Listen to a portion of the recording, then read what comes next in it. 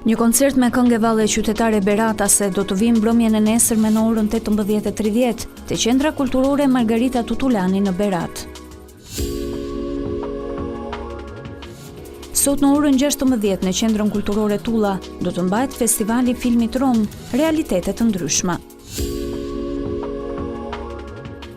Orkestra Simfonike e Radio Televizionit Shqiptar sjell një mbrëmje të veçantë sot në orën 19 në sallën e Universitetit të Arteve, kushtuar krijimtarisë së kompozitorit Gjon Simoni, në drejtimin e dirigjentit Eno Koço dhe me pjesëmarrjen e violinistit Lorenz Radovani.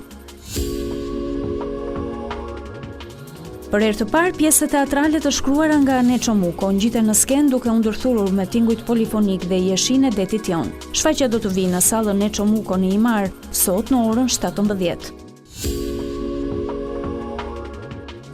Me 24 dhe 25 tetor nga ora 11 deri në orën 20, Boboshtica hap dyert për një fundjavë me shije, traditë dhe muzikë. Nga përvoja në ferma, gatimi në Saçe dhe Rakia Emanit, deri te performanca Electro Swing Jazz dhe serenatat koçare, do të bëhen pjesë e tregime fshati Boboshtic.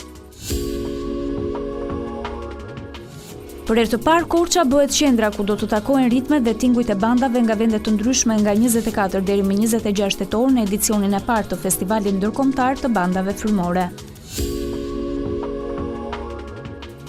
Të zakonshmit, një histori për identitetin, përjashtimin dhe kërkimin e përkatësisë do të shfaqet në Qendrën Gote në Tiranë, mbrëmjen e nesërme në orën 18. Filmi do të transmetohet në gjermanisht me titra në anglisht. Mbrëmjen e sotme në orën 19, Teatri Shëtitës Çajupi mbërri në Teatrin Mbyllis të Fierit, ku do të shfaq komedin Gruaja e burrit tim. Shfaqja Babai do të vijë në skenën e Teatrit Kombëtar Eksperimental Kujtim Spajvogli në Tiranë, mbrëmjen e sotme dhe deri më 26 tetor në orën 20.